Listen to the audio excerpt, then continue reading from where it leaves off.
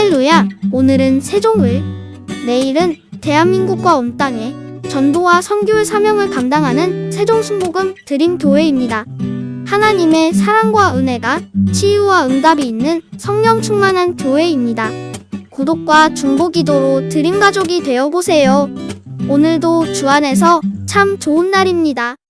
우리 누가복음 3장 18절부터 있는 말씀을 가지고 공부하겠습니다.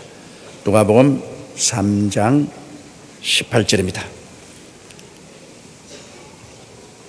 18절 우리 다 같이 읽겠습니다. 또 기타 여러 가지로 구원하여 백성에게 좋은 소식을 전하였으나,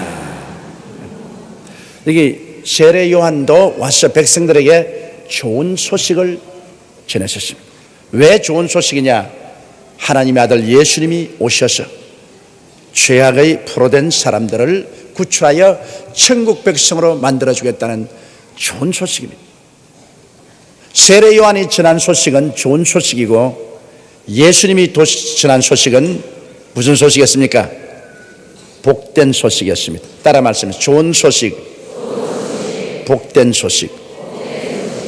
세례 요한은 복이 온다고 말했으니까 좋은 소식을 전했고, 예수님은 복으로 오셨으니까 복된 소식이었습니다. 그러므로 예수 믿고 복 받으십니다 하는 말은 참말입니다. 예수를 믿으면 우리가 복을 받습니다. 제가 싱가포르에 오면서 보니까 싱가포르가 대만은 음력설을 아주 지독하게 쉽니다. 그게 중국 사람들은 음력 정월 초하루부터 정월 보름까지 쉬어요. 15일 동안 그냥 아예 그냥 큼직한 돼지 한 마리 잡아서 걸어놓고 그거 뺏겨 먹으면서 15일 동안을 축제를 가지고 있습니다. 그래서 그들은 뭐 백화점마다 대원마다 전부 복 달라는 그런 글자를 써놨어요. 그래서 제가 보고서 복의 그런 데는 예수님을 저버리고 아무리 복을 달라고 고함을 쳐봤자 복이 오는 길을 모르는데 어떻게 복이 들어오겠습니까? 그래서 내가 이 사람들이 참 헛되게 복을 구하는 듯 전부 부귀영화 공명을 구하나 그 복의 그런 대신은 하나님을 떠나 있으니 어떻게 복을 누릴 수 있는가, 그런 생각을 한 적이 있습니다. 여기에 세례 요한은 복의 그런 데는 예수 그리스도가 오신다는 것을 전하는 좋은 소식을 전하셨습니다. 19절요.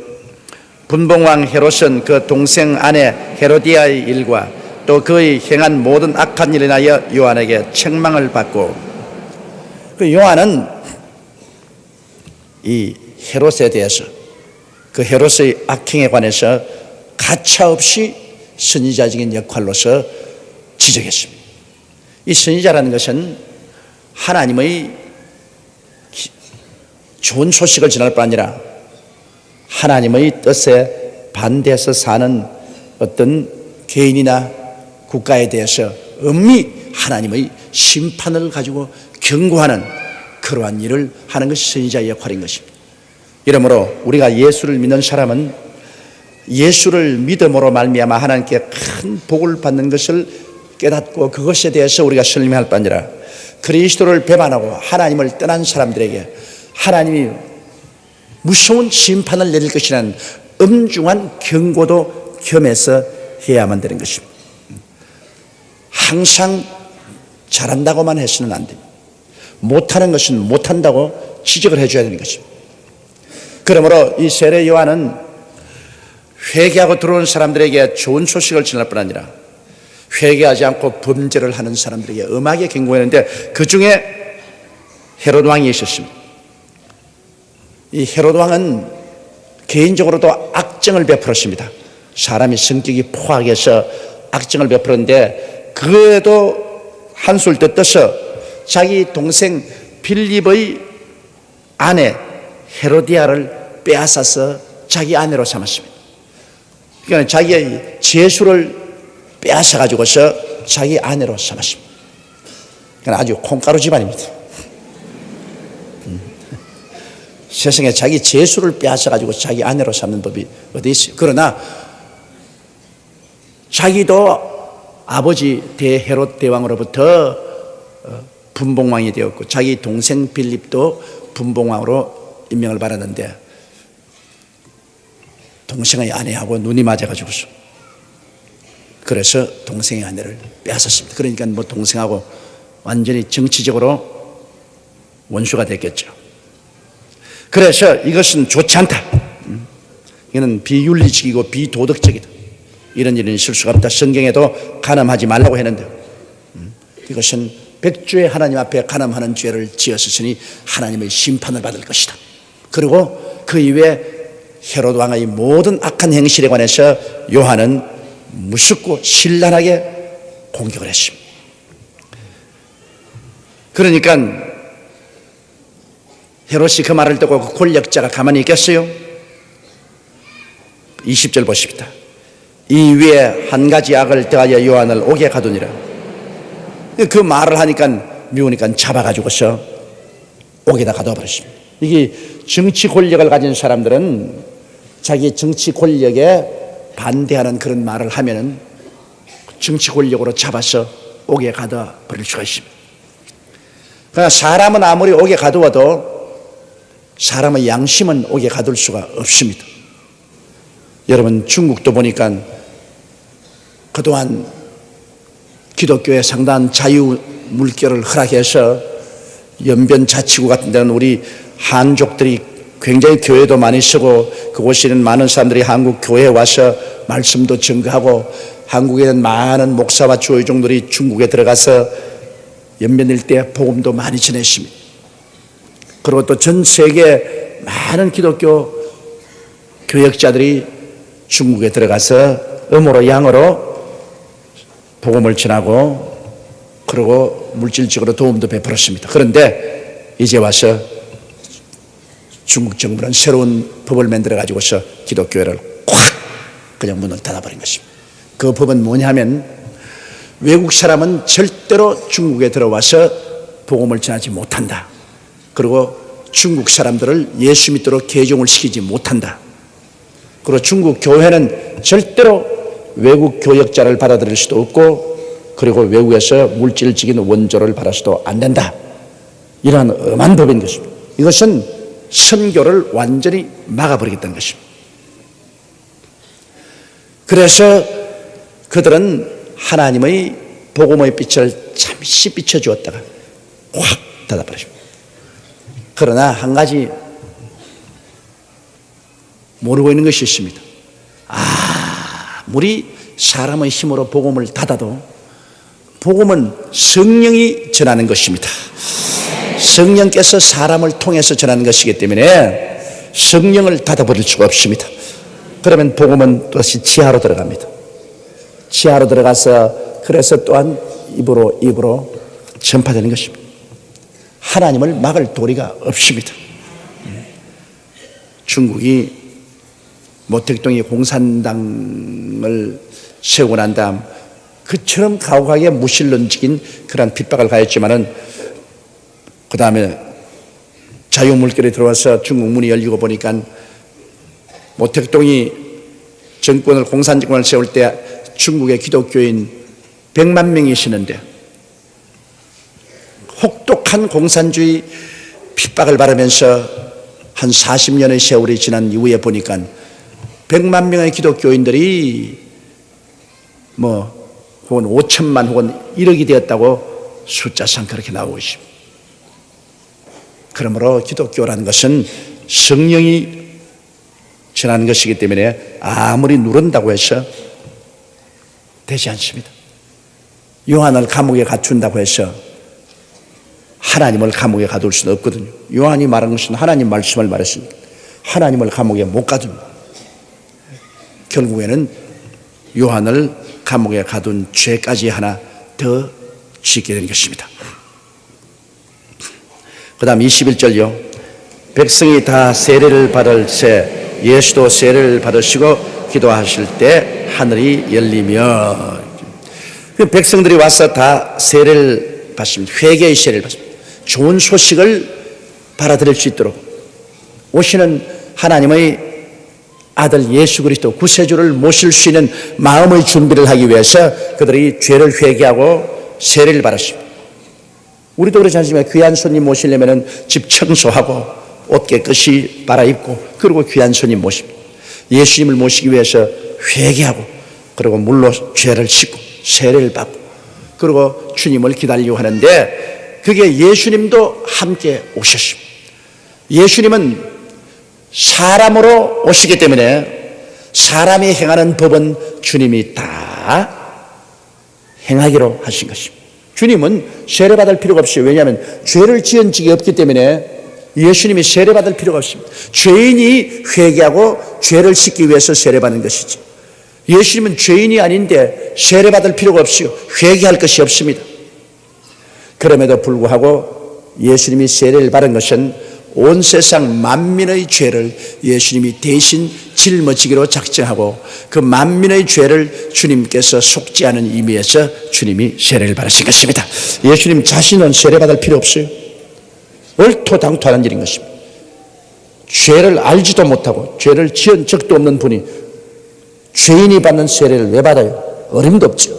그러나 여러분과 나를 대신하기 주님께서 죄를 짊어지러 오셨기 때문에 그러므로 인간들을 대신해서 주님께서 세례를 받는 일을 하신 것입니다. 그러고 난 다음 예수님께서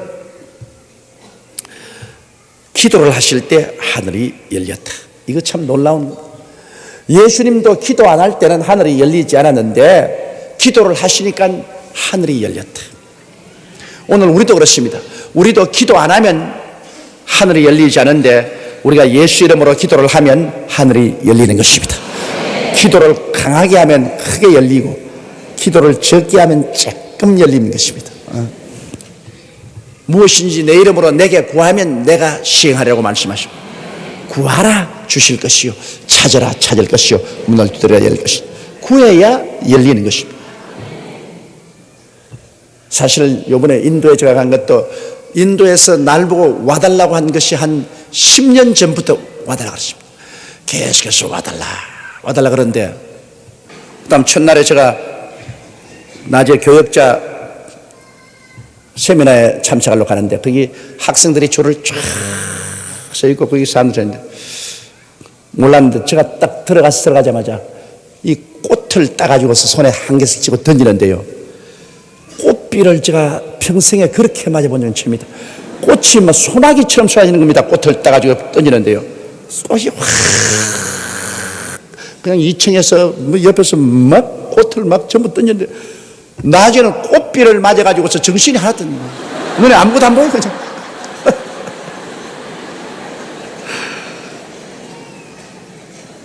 그들이 참으로 그 하나님께 은혜를 받겠다는 그 갈급한 심정은 정말 눈물이 날 지경이십니다.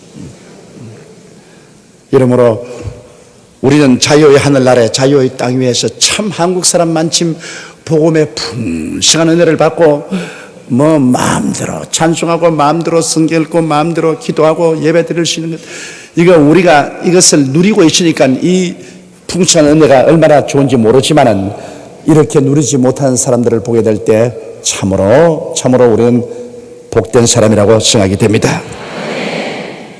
그러므로 기도해야 하늘 문이 열린다. 기도를 하면은 그런 신기한 일들이 일어나는 것입니다. 하나님이 문을 여시고 하늘에서 응답이 내온다. 첫째도 기도요, 둘째도 기도요, 셋째도 기도해야 됩니다. 기도하지 않으면 형식적으로 왔다 갔다 한 그런 신앙으로서는 안 되는 것입니다. 그러므로 백성이 다 세례를 받을 때 예수도 세례를 받으시고 기도하실 때 하늘이 열리며 그 다음 22절요 성령이 형체로 비둘기같이 그 위에 강림하시더니 하늘로서 소리가 나기를 너는 내 사랑하는 아들이라 내가 너를 기뻐하노라 하시니라. 기도하면 하늘이 열리고 성령의 역사가 시작된다. 예수님이 기도하니까 하늘이 열리고 제일 처음으로 주님이 성령 하늘에서 내려오도록 하셨다. 이것은 무슨 의미냐? 모든 인생 문제의 해답은 성령에 있다. 그 말이신 것입니다. 주님이 30세 요단강에서 세례 받으시고 기도하실 때 하늘의 문이 열리고 하나님이 아들에게 부어준 제일 첫째가 성령입니다. 다른 건 아닙니다. 성령이 오면 모든 문제가 해결된다. 인간의 죄악의 문제, 인간의 싸움의 문제, 질병과 저주의 문제, 절망과 죽음의 문제, 모든 것이 하나님의 성령이 역사하면 다 해결된다. 왜냐하면 땅이 공허하고 혼돈하며 흑암이 깊은 무에 있고 하나님의 성령이 수면에 운행하시더라. 하나님의 성령이 수면에 운행하시니까 그 다음부터 어두움에서 빛이, 하늘이, 육지가, 각종 열매맺는 나무와 풀들이, 해와 달과 별이, 공중의 새와 물고기가, 땅에 기는 짐승들이 생겨난 것입니다. 이 성령의 역사는 바로 생명의 역사요, 생산의 역사요, 하나님의 영광의 역사인 것입니다. 이러므로 성령의 역사를 여러분 거역하고는 절대로 우리 신앙이 존재할 수 없습니다. 예수 믿고 성령 받고 그 다음 성령과 동행을 하면은 하나님의 성령은 우리의 영혼만 주께로 인도해서 구원하는 게 아니라 우리의 모든 환경과 운명을 변화시키는 것입니다. 흑암에서 광명을, 무질서에서 질서를, 죽음에서 생명을, 추에서 미를, 가난에서 부여로 변화시키는 하늘나라 역사를 베푸는 영이 바로 성령이신 것입니다. 천국을 가져와요. 회개하라, 천국이 가까워 왔다. 그 가까운 천국이 언제 우리 속에 맺냐? 오순절날 성령이 임할 때 천국이 우리 안에 들어오게 된 것인 것입니다. 이러므로 하늘나라의 역사는 성령으로 말미암아 이루어지는 것입니다. 그렇기 때문에 제가 여러분에게 늘 말씀드린 것은 성령 충만하라. 그리고 매일같이 성령님을 인정하고 환영하고 모셔드리고 성령과 동행하라. 그렇게 하는 이유가 그게 있는 것입니다. 그 성령이 오시면 우리에게 천국이 이루어지고 마귀가 오면 우리의 가운데 지옥이 이루어지는 것입니다. 그러므로 예수님께서 기도를 하니까 하늘문이 열리고 하늘에서 성령이 비둘기 같은 형태로 임해. 그냥 안 보이게 임해도 괜찮은데 그때 사람들은 무엇인지 눈에 보아야 하기 때문에 아마 예수님이 특별히 눈에 보이도록 성령을 보내달라고 하나님께 구한 것 같습니다. 그러니까 성령이 모든 보는 사람 앞에서 예수님 위에 비둘기와 같이 임하였다. 그 왜 성령을 비둘기와 같은 형상으로 보내느냐? 그것은 성령님의 성격을 표현하기 위해서 비둘기로 보낸 것입니다. 여러분, 비둘기는 보면은 온순한, 온유한 날짐승의 대표적인 것이 비둘기입니다. 비둘기는 절대로 남에게 해를 끼치지 아니하고, 그리고 비둘기는 썩은 것 먹지 않습니다. 이처럼 이 성령께서는 절대로 마귀와 같이 하지 아니하고, 성령은 절대로 해를 끼치지 않아요. 성령은 비둘기와 같이 굉장히 온유한 성령, 굉장히 부드럽고 따뜻하고, 그리고 정결하고 깨끗한 그런 영이시라는 것을 보여주기 위해서 비둘기의 형상으로 임하신 것입니다. 이래서 하나님의 성령이 예수 그리스도 위에 임하셔서 성령의 물세례 받고 올라오자마자 성령의 세례를 받으신 것입니다. 예수님은 원래 성령으로 잉태되셨습니다. 그러므로 성령이 그 속에 계셨습니다. 그럼에도 불구하고 요단강에 세례를 받을 때는 또다시 하늘에서 성령이 임하시는 그러한 체험을 하신 것입니다. 우리도 한 가지입니다, 여러분. 우리가 회개하고 예수를 믿으면 성령이 우리 속에 와서 그 하시는 것입니다. 그래서 우리가 성령으로 말미암아 하나님을 아버지라고 부르게 되고, 성령으로 말미암아 하나님 말씀도 깨닫게 되고, 찬송도 하게 되고, 기도도 하게 되고, 성령의 열매도 맺게 됩니다만, 성령 세례 받으면 우리 속에 임하신 성령이 또다시 우리 위에 임하는 체험을 주시는 것입니다. 이 성령이 임하시면 그것은 권능을 받게 되는 것입니다. 성령이 회개하고 속에 들어오면 하나님의 아들이 되게 하는 영이요, 아들의 영으로 오시는 것입니다. 그리고 성결의 영으로 오시지만은 위에 임하시는 성령은 갑옷을 입히는 권능의 성령인 것입니다. 성령이 위에 임하시면 그때부터 성령께서 우리의 삶 속에 권능을 나타내기 시작하는 것입니다. 이러므로 여러분이 예수 믿고 구원을 받은 사람은 그리스도의 영이 있습니다. 그리스도의 영이 없는 사람은 그리스도의 사람이 아닌데, 성령 세례를 받으면 여러분께서 이제는 권세를 받아서 기도가 권세가 있고 전도가 권세가 있습니다. 그리고 신앙생활에 권세와 능력이 따른다. 이러므로 우리가 권세 있고 능력 있는 그런 신앙생활을 해야지요. 권세와 능력이 없는 신앙생활은 안 됩니다.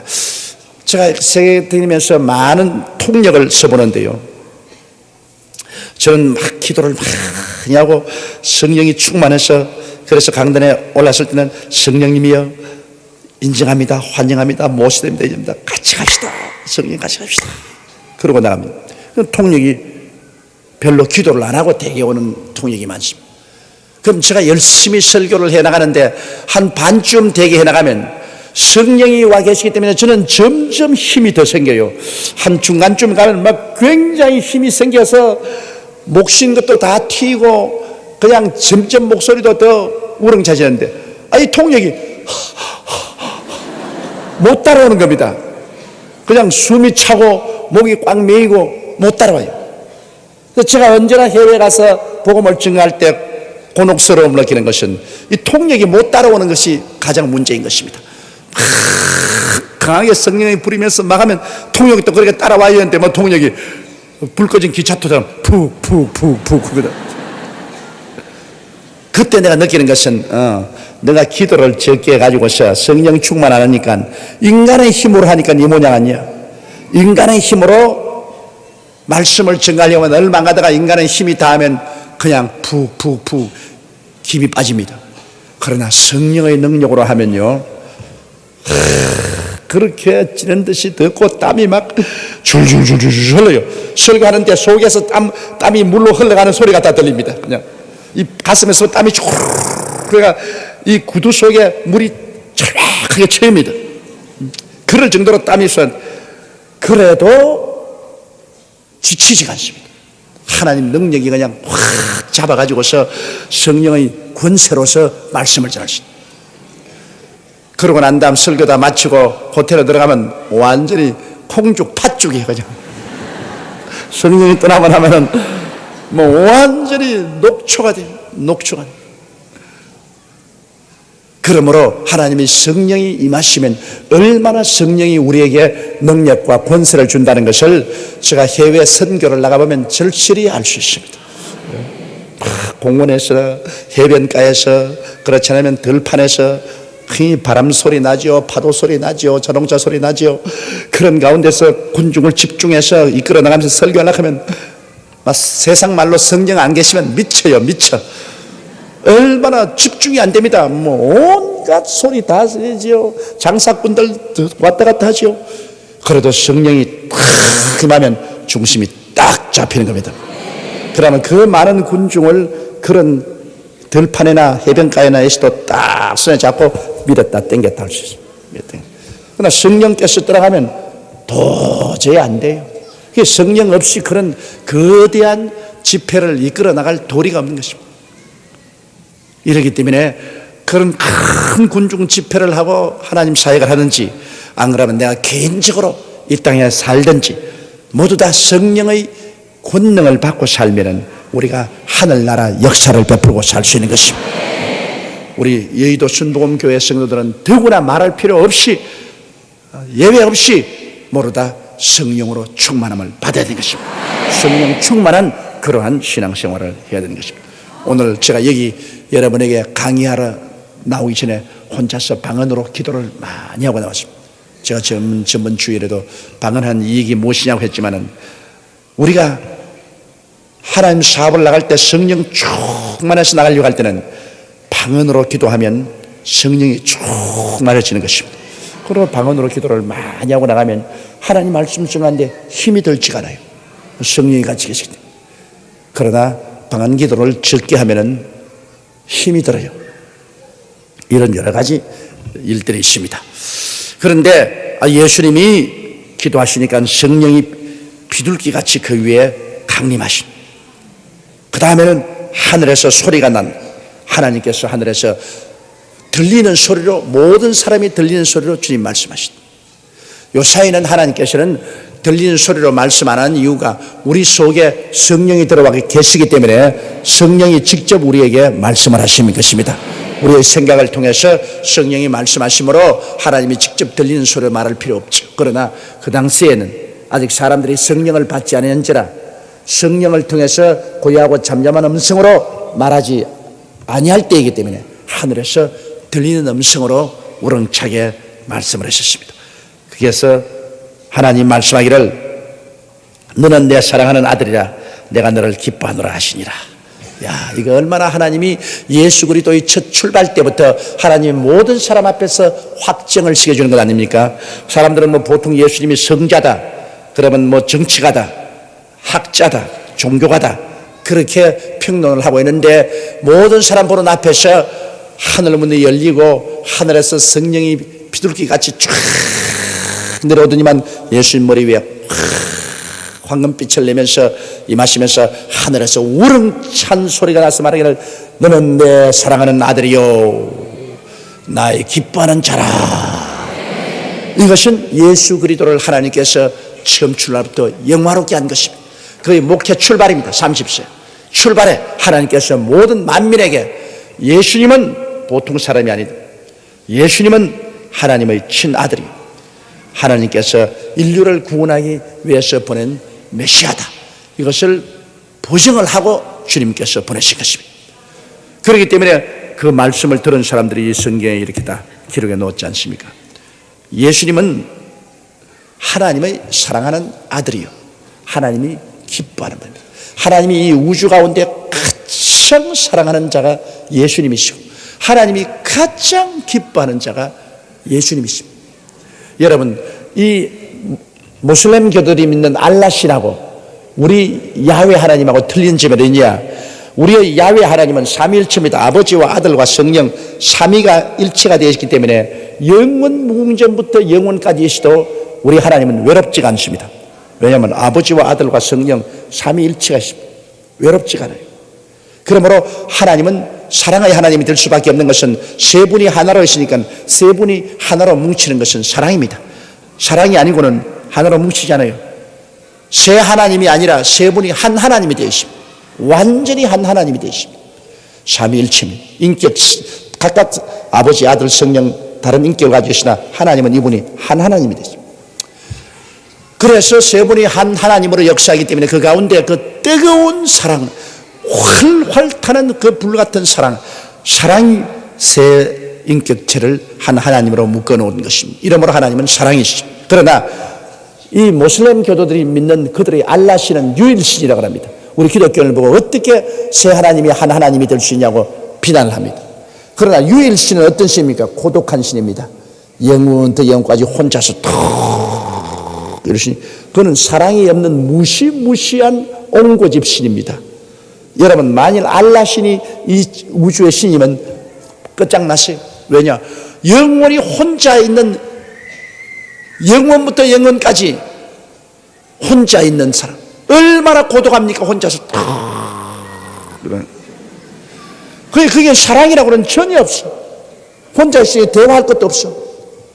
그게 무지무지하게 고독하고 옹고집이고 대화가 없는 이런 신이 어떻게 여러분 인류를 구원할 수 있습니까? 그건 사탄이죠. 그건 마귀입니다. 그러나 우리가 믿는 하나님은 삼위일체 하나님, 아버지가 아들, 성령, 삼위일체 하나님이 뜨거운 사랑으로 한 하나님이 되어서 역사한다. 아들 속에 아버지와 성령이 계시고 성령 속에 아버지와 아들이 계시고 아버지 속에 아들과 성령이 계시고 할렐루야. 이러니 이게 일체입니다. 여러분, 숯구멍이 있잖아요. 숯구멍에 불이 들어가면 뭐가 됩니까? 숯구멍이 숯도 불이고 불도 숯입니다. 그렇죠?